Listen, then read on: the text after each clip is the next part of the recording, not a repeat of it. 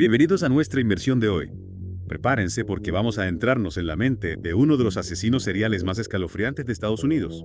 Ted Bundy. Exacto, Ted Bundy. Un hombre que bajo una apariencia atractiva, carismática. Un lobo con piel de cordero. Exactamente, escondió una naturaleza perversa capaz de los actos más atroces. Has solicitado un análisis profundo de este caso, y eso es precisamente lo que haremos. Es un caso que hasta el día de hoy nos sigue fascinando y horrorizando a la vez. Un enigma que aun con sus confesiones mantiene un halo de misterio. Sobre todo en cuanto al número real de sus víctimas. El FBI confirmó 36 asesinatos, pero se cree que la cifra real, Podría ser mucho mayor. mucho mayor. La historia de Ted Bundy está plagada de contradicciones y de una oscuridad que nos obliga a preguntarnos, ¿cómo un individuo aparentemente normal pudo cometer actos tan terribles? Esa es la pregunta que intentaremos responder, explorando su vida, sus crímenes, Los posibles factores psicológicos. que contribuyeron a convertirlo en un monstruo. Comencemos por su infancia. Las fuentes que has compartido sugieren que los primeros años de Bundy estuvieron marcados por una serie de eventos que podrían haber influido en su desarrollo psicológico. Su infancia es una pieza clave del rompecabezas. Me llama la atención, por ejemplo, que durante su infancia, Bundy vivió con sus abuelos maternos creyendo que eran sus padres. Y que su madre era su hermana mayor. Claro, ¿qué impacto pudo tener esta dinámica familiar tan distorsionada en su psique? Es difícil establecer una relación causal directa. Por supuesto. Pero sin duda, esta situación pudo generar confusión e inestabilidad emocional en Bundy. Claro. Imagínate crecer sin una figura paterna clara y con una identidad familiar tan confusa. Es un escenario que sin duda invita a reflexionar sobre la importancia de un entorno familiar estable durante la infancia. Y hablando de figuras paternas, las fuentes mencionan que su abuelo materno, Samuel Cowell, era un hombre autoritario y potencialmente abusivo. Así es. Bundy lo describió como un hombre racista, violento, que maltrataba animales y poseía una colección de pornografía. Es escalofriante pensar en la posibilidad de que Bundy estuviera expuesto a este tipo de violencia y a una sexualidad tan distorsionada a una edad tan temprana. ¿Crees que esto pudo haber influido en sus tendencias violentas posteriores? Si bien no podemos afirmarlo con certeza, la exposición a la violencia durante la infancia puede tener un impacto devastador en el desarrollo de un individuo. Algunos estudios sugieren que la violencia presenciada o experimentada en la infancia puede aumentar el riesgo de desarrollar comportamientos agresivos en la edad adulta. Es un dato realmente preocupante. Y lo que me resulta aún más perturbador es el contraste entre esta infancia potencialmente traumática y la aparente normalidad que Bundy proyectaba en su vida adulta. Es uno de los aspectos más fascinantes y a la vez aterradores de este caso. Totalmente. Bundy, a pesar de su pasado, logró construir una fachada de normalidad que le permitió desenvolverse en la sociedad e incluso ser admirado por algunos.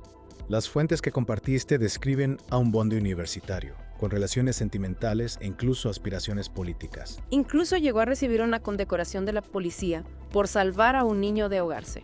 Increíble. Exacto. Bundy era un maestro del engaño, capaz de ocultar su verdadera naturaleza bajo una máscara de normalidad. Esta dualidad es precisamente lo que lo hacía tan peligroso. Es increíblemente perturbador pensar que este monstruo en potencia se movía entre la gente como un individuo común y corriente. ¿Cómo es posible que nadie sospechara de la oscuridad que se escondía tras esa fachada? Bundy era un manipulador experto. Utilizaba su carisma, su inteligencia y su aparente normalidad para ganarse la confianza de quienes le rodeaban. De hecho, mencionaste que a pesar de obtener una baja puntuación en el examen de admisión a la Facultad de Derecho, logró ser admitido en varias universidades, gracias a cartas de recomendación de personas influyentes. Así es. O sea, Bundy supo aprovechar su encanto superficial para abrirse camino en la vida académica y social. un auténtico lobo con piel de cordero. ¿Y cuándo comenzó a agrietarse esa máscara de normalidad? ¿Cuándo se manifestó por primera vez la bestia que llevaba dentro? Esa máscara comenzó a resquebrajarse en 1974, cuando Bundy tenía 27 años. Fue entonces cuando se documentó su primer ataque, un acto brutal contra una joven universitaria llamada Johnny Lenz. Y este fue el inicio de su hora de terror. Así es. Poco después atacó a Linda Ann Healy, otra estudiante universitaria, quien secuestró de su propia habitación. Imagínate. Sus restos fueron encontrados un año después, revelando la crueldad de Bundy. Es escalofriante cómo la violencia fue escalando. Mencionaste que las fuentes también hablan de Carol Daronch, otra víctima potencial que, afortunadamente, logró escapar. El caso de Carol Daronch es crucial para entender el modus operandi de Bundy. Él se presentó como un oficial de policía, alegando que alguien había intentado robar su coche. Utilizando su carisma e inteligencia para ganarse su confianza. Exactamente.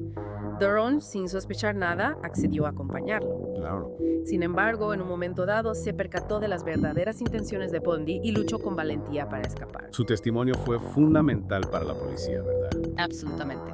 DeRonch proporcionó una descripción detallada de Bundy y de su vehículo, Una información importantísima. información que sería clave para su posterior captura. Su valentía no solo le salvó la vida, sino que también ayudó a poner fin a la ola de terror de Bundy. Y mientras tanto, Bundy continuaba con sus ataques, extendiendo su sombra de horror por varios estados. Es increíble cómo logró evadir a la justicia durante tanto tiempo. Bundy era un maestro del disfraz, capaz de cambiar su apariencia física y de adaptarse a diferentes entornos para pasar desapercibido. Las fuentes hablan de kits encontrados en su coche con herramientas como palancas, esposas y cuerdas. Esto me hace pensar en la premeditación de sus actos. No eran impulsos del momento, ¿verdad? No, en absoluto. Estos kits revelan una planificación metódica y escalofriante. Bundy no dejaba nada al azar. Seleccionaba a sus víctimas, estudiaba sus rutinas y preparaba cuidadosamente sus ataques. Es aterrador pensar en la frialdad con la que actuaba. Y finalmente llegó a Florida, donde cometió sus crímenes más notorios. El ataque a la casa de la hermandad Chi Omega, por ejemplo, fue un caso que conmocionó a todo el país. En la madrugada del 15 de enero de 1978, Bundy irrumpió en la casa de la hermandad Chi Omega y atacó brutalmente a 4 jóvenes mientras dormían. Mientras dormían. 2 de ellas, Lisa Levy y Margaret Bowman, fueron asesinadas. Es un episodio que pone de manifiesto la brutalidad extrema de Bundy, una violencia que parece ir en aumento con cada crimen. Efectivamente. Y poco después, Bundy secuestró y asesinó a Kimberly Leach, una niña de tan solo 12 años. Este crimen en particular conmocionó a la sociedad por la vulnerabilidad de la víctima. Es un caso que nos recuerda la oscuridad a la que puede llegar la mente humana. Y finalmente, tras una persecución policial, Bundy fue arrestado. Su captura el 15 de febrero de 1978 marcó el inicio de un largo y complejo proceso judicial que, como veremos, también estuvo marcado por la manipulación y el engaño característicos de Bundy. Hablemos entonces de esos juicios, de las estrategias que utilizó Bundy para intentar evadir la justicia y del impacto mediático que generó su caso. Los juicios de Ted Bundy fueron un auténtico espectáculo mediático. Sus estrategias para intentar evadir la justicia y su capacidad de manipulación, incluso frente a las pruebas más contundentes, generaron una fascinación morbosa en el público. Efectivamente. La imagen de Bundy con su aparente normalidad contrastaba con la brutalidad de los crímenes de los que se le acusaba. Esto creó un magnetismo mediático sin precedentes. Sin precedentes. La gente se preguntaba cómo un hombre aparentemente normal podía ser capaz de cometer actos tan atroces. Y Bundy, consciente del poder de los medios, supo utilizarlos a su favor, proyectando una imagen de seguridad y control, incluso cuando se enfrentaba a la pena de muerte. Así es. En el primer juicio por el secuestro de Carol DeRonch, Bundy decidió representarse a sí mismo. Ted mismo. Le permitió controlar la narrativa Claro. y manipular al jurado, intentando desviar la atención de las pruebas en su contra. Pero a pesar de sus esfuerzos, las pruebas presentadas por la fiscalía fueron irrefutables. El testimonio de DeRonch, las evidencias encontradas en su vehículo, todo apuntaba a su culpabilidad. Fue declarado culpable y sentenciado a 15 años de prisión. 15 años. Sin embargo, la historia no termina ahí. Mientras esperaba un segundo juicio en Colorado por el asesinato de Karen Campbell, Bundy protagonizó 2 fugas de prisión. 2 fugas de prisión. Exacto. Esas fugas, especialmente la segunda en diciembre de 1977, incrementaron su notoriedad y lo convirtieron en una especie de leyenda criminal. Bundy se valió de su astucia, su capacidad de manipulación y su conocimiento del sistema legal para escapar. Estas fugas reforzaron la imagen de un hombre astuto y peligroso capaz de burlar a la justicia.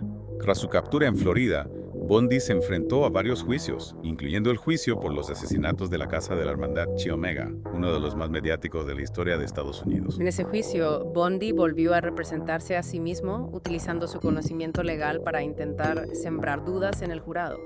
Sin embargo, las pruebas presentadas por la fiscalía fueron abrumadoras. Testimonios de testigos, evidencias forenses, incluso las escalofriantes fotografías de las escenas del crimen. Y a pesar de sus intentos de manipulación, el 24 de julio de 1979, Bundy fue declarado culpable de los asesinatos de Lisa Levy y Margaret Bowman, recibiendo la pena de muerte en la silla eléctrica. A pesar de la sentencia, Bundy continuó negando su culpabilidad durante años, pues solo en los días previos a su ejecución, en enero de 1989, que comenzó comenzó a confesar algunos de sus crímenes. Esas confesiones, aunque tardías, proporcionaron un cierto cierre a las familias de las víctimas, quienes durante años habían vivido con la incertidumbre y el dolor de no saber qué había sucedido con sus seres queridos. Ted Bundy fue ejecutado el 24 de enero de 1989. Un momento histórico sin duda. Su caso sigue siendo estudiado por criminólogos y psicólogos, quienes intentan comprender las motivaciones de un asesino tan complejo y despiadado. Bundy nos dejó un legado de horror y fascinación, un recordatorio de la capacidad humana para el mal. Pero también, de la importancia de la justicia y la memoria de las víctimas. Su caso nos obliga a reflexionar sobre la complejidad de la mente humana y sobre la importancia de estar alerta ante las señales de violencia y manipulación. No siempre es fácil identificar a un depredador como Ted Bundy, No, no lo es. pero la información y la concienciación son nuestras mejores armas para protegernos a nosotros mismos y a quienes amamos. Esperamos que esta inmersión en el caso de Ted Bundy te haya proporcionado información valiosa y una mayor comprensión de la psicología criminal. Recuerda que la búsqueda de conocimiento y la reflexión crítica son herramientas fundamentales para construir un mundo más seguro.